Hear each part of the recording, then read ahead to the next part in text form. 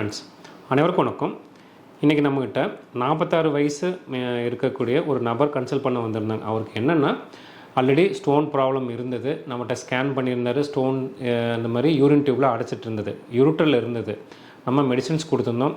இன்றைக்கி பார்த்திங்கன்னா ஸ்டோன் வந்து கீழே இறங்கி வந்து அந்த யூரின் டியூப்லேருந்து கீழே இறங்கி பிளாடர் வந்து பிளாடர்லேருந்து யுரித்ராவில் வந்து இந்த இடத்துல யூரின் வெளியேறக்கூடிய பகுதியில் அந்த பினல் யுரித்ராவில் பார்த்திங்கன்னா இந்த மியாட்டஸ்க்கு பின்னாடி வந்து ஸ்டோன் வந்து ஸ்டக் ஆகிடுச்சு. அவர் அந்த ஸ்டோன் வந்து அந்த இடத்துல ஸ்டக் ஆனோடனே 3 நாளாக நம்மகிட்ட கன்சல்ட் பண்ண வராமல் வீட்டிலே வந்து ஏதோ தண்ணி குடிச்சு ஏதோ ட்ரை பண்ணியிருக்காரு.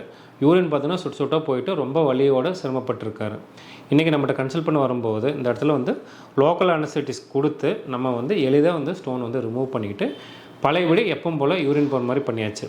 அதனால் இதே மாதிரி இந்த ஸ்டோன் ப்ராப்ளம் இருக்கிறவங்க ஸ்டோன் வந்து வெளியேறும்போது யூரின் பேசேஜில் எங்கே வேணாலும் அடைக்கலாம். அந்த யூரின் வெளியேறக்கூடிய பகுதியில் இருந்தது பெரும்பாலும் பார்த்தீங்கன்னா இந்த ப்ராஸ்டட்டிக் யுரித்ராவில் நிறைய பேர்த்துக்கு வந்து ஸ்டோன் அடைச்சிருக்கும்.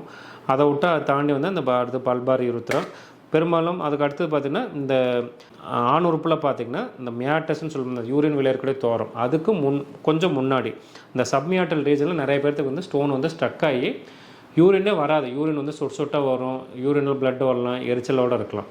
அந்த மாதிரி யூரின் பேசேஜில் ஸ்டோன் அடைச்சி யூரின் போக முடியலன்னா உங்கள் யூராலஜிஸ்ட் அன்னைக்கு அதை எளிதாக அந்த ஸ்டோனை வந்து ரிமூவ் பண்ணிக்கலாம். என் பேர் சபீர். கிட்னி ஸ்டோன் இருந்துச்சு. திடீர்னு 3 நாளைக்கு முன்னாடி யூரின் பாதையில் வந்து அடைச்சிக்கிச்சு.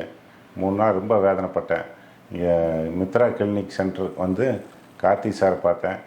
அவர் மறக்கிற ஊசி போட்டு கல் எடுத்துடலாம் அப்படின்னு சொல்லி க்ளீனாக எடுத்து கொடுத்தாரு. மித்ரா கிளினிக் சென்டருக்கு ரொம்ப நன்றி. கார்த்திக் சாருக்கு ரொம்ப நன்றி. இதுதான் அந்த கல் எடுத்த கல்.